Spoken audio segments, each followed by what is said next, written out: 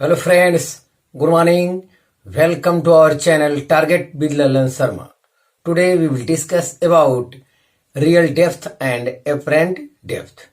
आइए देखते हैं पहले कॉन्सेप्ट फिर उसका डेरिवेशन।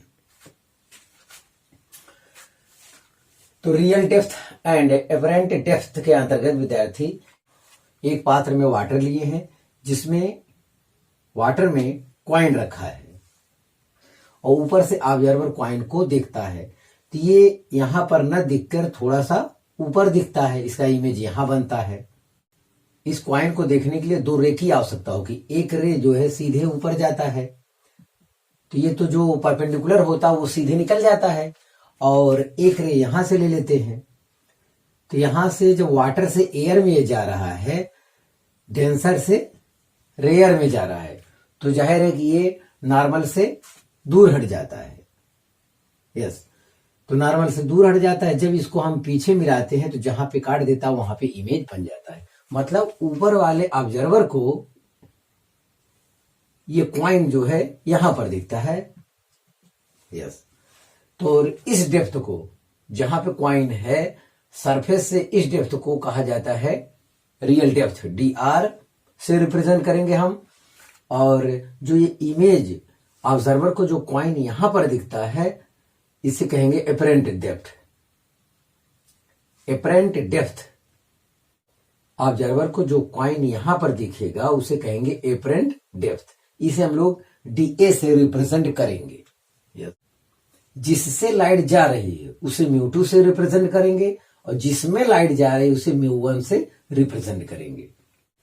यहां पर सब बताया गया है। μ2 इज इक्वल टू है रेज गोइंग बाई विच, जिससे लाइट जा रही है। बाई विच का मतलब जिससे लाइट जा रही है। और μ1 क्या है? रेज गोइंग इन विच, जिसमें लाइट जा रही है। इस लैंग्वेज को विशेष ध्यान देंगे। बाई विच जिससे लाइट जा रही है, इन विच जिसमें लाइट जा रही है। ये आप कंसेप्ट दिमाग में रखेंगे तो कोई गलती नहीं होगी। dr and dA measured from surface. ध्यान दें, रियल डेप्थ और अपरेंट डेप्थ हम लोग हमेशा सरफेस से मेजर करेंगे, ध्यान दिया जाए। अब इसका प्रॉब्लम कैसे सॉल्व करेंगे? देखिए यहां पे μ2 upon μ1 is equal to real depth upon apparent depth. μ2 upon μ1 is equal to real depth upon apparent depth. ये चीज है। μ2 अपॉन μ1 को 1 μ2 भी कहते हैं हम लोग। Refractive index of second medium with respect to first medium, इसे यूं लिखा गया। अपरेंट डेप्थ, देखिए apparent depth is equal to real depth upon 1 μ2 भी लिख सकते हैं। 1 μ2 को म्यू रिलेटिव भी कहते हैं, ध्यान दें। ये इफ μ1 इक्वल टू 1 एयर के लिए अगर आता है, ज्यादातर न्यूमेरिकल में हमेशा μ1 एयर ही रहेगा। इधर एयर जब रहेगा तो उसका वैल्यू μ1 1 होता है। अगर एयर है तब क्या होगा? Apparent depth equal to dr upon mu. ऐसे केस में ये रहेगा। तो विद्यार्थी आप इसे कॉपी कर लीजिए, तो फिर इसका डेरिवेशन हम देखते हैं। हाँ विद्यार्थी, अब real depth and apparent depth का डेरिवेशन देखते हैं। फिगर तो हम लोग पहले से देख चुके हैं। यहां देखें तो कॉइन को देखने के लिए दो रे की आवश्यकता होती। एक रे तो यहां से गया तो यहां से मीडियम चेंज हो रहा है, तब भी वो उसका रिफ्रैक्शन नहीं होगा क्योंकि वो परपेंडिकुलर है। यस, और एक रे यहां से जो गया, यहां पे मीडियम चेंज हो रहा है, तब इसका रिफ्रैक्शन होगा। ये रे जो है डेंसर मीडियम से रेयर में जा रहा है, तो ये लाइट जो है नॉर्मल से दूर हट जाएगी, और पीछे मिलाने पे जहां काट देता है वहां पे इमेज दिखता है। मतलब यहाँ के ऑब्जर्वर को जो कॉइन दिख रहा है वो यहां पर दिख रहा है। यस, तो इंसिडेंट रे और नॉर्मल के बीच जो एंगल बनता है वो आई है, इंसिडेंट एंगल। रिफ्रैक्टेड रे और नॉर्मल के बीच जो एंगल बनता है वो हो गया आर, रिफ्रैक्टेड एंगल। अभी इस सरफेस के लिए हम लोग क्या, यहां के लिए हम लगा रहे हैं स्नेल्स लॉ। यहां देखिए फ्रॉम स्नेल्स लॉ, तो μ2 इसका रिफ्रैक्टिव इंडेक्स, इसका sine i, μ2 sine i is equal to μ1 sine r. ये होता है, इक्वेशन फर्स्ट डाल दिए। यहां से ये कहना विद्यार्थी, सिंस रेज आर पैराक्सियल, ये दोनों रेज जो है बहुत करीब है, पास पास है, तो पैराक्सियल रेज हैं, तो ऐसे केस में इसलिए angle i and angle r are very small, तो एंगल आई और एंगल आर बहुत स्मॉल है। देन अगर बहुत स्मॉल एंगल है विद्यार्थी, तो ऐसे केस में साइन आई के स्थान पे आई लिख सकते हैं और आई के स्थान पे टेन आई लिख सकते हैं, मतलब साइन आई टेन आई दोनों एक ही बात है। यस, साइन आर के स्थान पे आर लिख सकते हैं और आर के स्थान पे टेन आर लिख सकते हैं, मतलब साइन आर के स्थान पे टेन आर यहां पर लिखा जा सकता है। कब? जब ए आई और आर एंगल बहुत छोटा हो तब। ध्यान दें, तो ये putting this value in equation number first, तो ये वैल्यू जो है इक्वेशन नंबर फर्स्ट में रख दिए, तो हमें यहां मिल गया μ2 tan i is equal to μ1 tan r. μ2 अपने स्थान में रखेंगे, tan आई के लिए यहां से देखें tan आई, तो ये लेंथ को, ये वाली लेंथ को हम b मान लिए हैं, तो tan i equal to perpendicular upon base, तो परपेंडिकुलर अपॉन बेस में आपका आएगा real depth is equal to μ1 into, ये ट्रेंगल देखिए,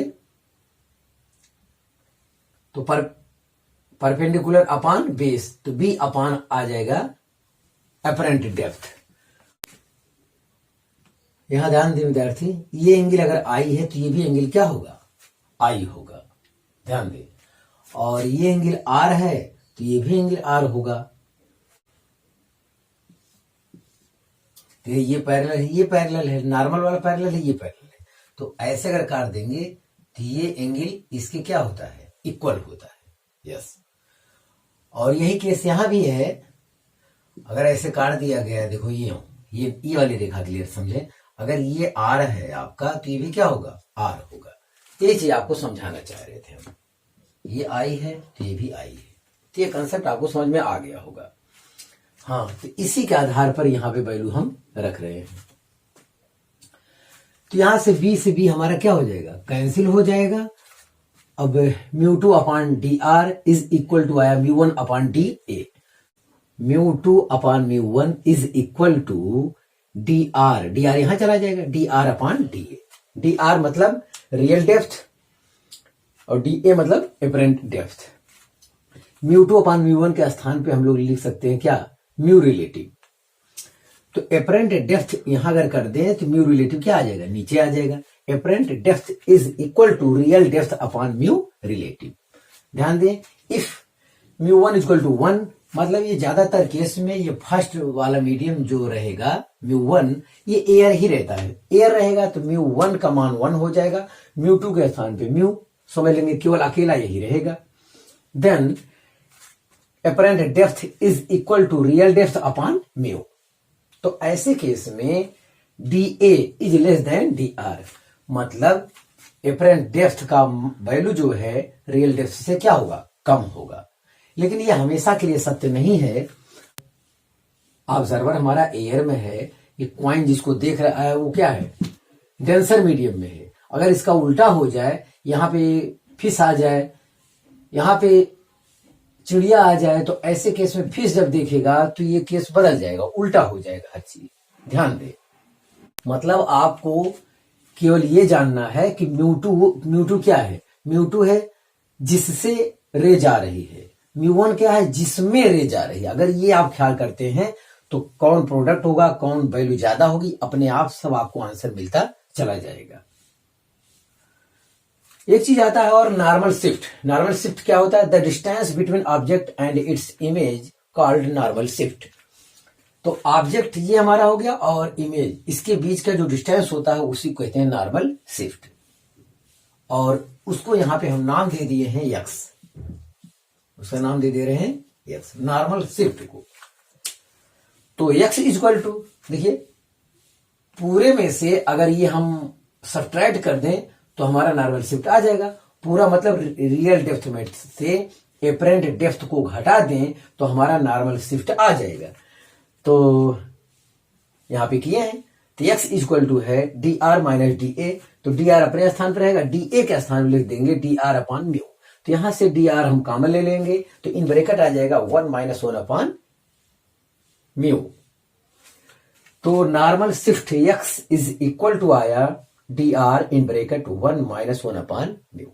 तो इस फार्मूले की सहायता से हम लोग विद्यार्थी नॉर्मल शिफ्ट का कैलकुलेशन भी कर लेंगे। तो आप इसे कॉपी कर लीजिए। तो इससे रिलेटेड कुछ और कॉन्सेप्ट को हम देखते हैं। हाँ विद्यार्थी, अगला कंसेप्ट देखा जाए ऑब्जेक्ट इमेज वेलोसिटी।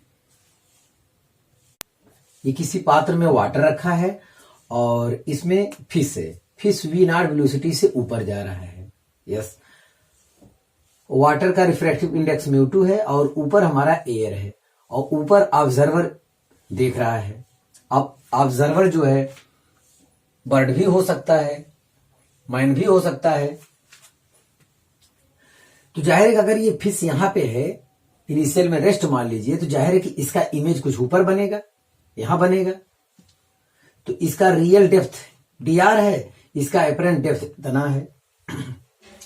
अब ये v नॉट वेलोसिटी से जा रहा है, तो यहां इमेज भी vi वेलोसिटी से का जा रहा होगा। तो यही हमको ज्ञात करना है इनके बीच रिलेशन। तो यहां पे देखा जाए वेलोसिटी ऑफ फिश मतलब ऑब्जेक्ट इज इक्वल टू है D D T of d are. अरे डी आर का मतलब जिसे D D T of x बोलते हैं, उसी हिसाब से आप समझेंगे D D T of d are. ये एक्स ही समझिए आप और इसको वाई समझिए, उस टाइप से फील ले आइए। तो वेलोसिटी ऑफ ऑब्जेक्ट हो गया और ये फिश का जो इमेज बनता है यहाँ पे velocity of image is equal to हो जाएगा D D T of D A मतलब एपरेंट डेप्थ। ये कर दिए, यहां से ये फार्मूला है। अब ये इससे पहले वाले कॉन्सेप्ट से हम लोग जानते हैं apparent depth is equal to real depth upon mu relative. तो इसका जो है विद रिस्पेक्ट टू टाइम हम लोग डिफरेंशिएशन कर देते हैं। तो डिफरेंशिएशन किए d D T of D a is equal to mu relative, ये कांस्टेंट होगा, बाहर कर लिए d D T of d r. तो d D T of D A मतलब एपरेंट डेप्थ, ये तो इसके स्थान क्या लिख दिए वी आई और 1 अपॉन म्यू रिलेटिव है ही है D D T of d r मतलब रियल डेप्थ। तो ये इसके स्थान पर लिख दिए वी नॉट। तो ये फिश के इमेज का वेलोसिटी है is equal to velocity of fish upon mu relative. आप अपने कंसेप्ट पर अडिग रहेंगे तो इस फार्मूले की सहायता से सभी न्यूमेरिकल सॉल्व हो जाएंगे। ध्यान दें, इसको इस रूप में भी लिखा जा सकता है वी नॉट अपॉन वी आई। तो म्यू रिलेटिव यहां चला जाएगा, म्यू रिलेटिव के स्थान पर लिख सकते हैं म्यू2 अपॉन म्यू1। ध्यान दें, इस फार्मूले पर विशेष ध्यान दें और यहां से कोई गलती नहीं होगी, बशर्ते म्यू2 और म्यू1 के बारे में जो बताया गया है उस कंसेप्ट को आपको फॉलो करना होगा। म्यू2 क्या है, जिससे रे जा रहा है, म्यू1 जिसमें जा रहा है, ध्यान देना है। If mu one equal to 1 and mu two equal to mu then, तो ज्यादातर केस में जो म्यू1 है वो एयर ही होता है। एयर होता तो 1 हो जाएगा, तो कोई मतलब नहीं, केवल यहाँ का म्यू ही आपको लेना होगा। तो यहां से देखें तो ऐसे केस में velocity of image equal to velocity of object upon mu हो जाएगा तब ये। तो हाँ विद्यार्थी, आप इसे कॉपी कर लीजिए। तो फिर कुछ और कॉन्सेप्ट हम देखते हैं।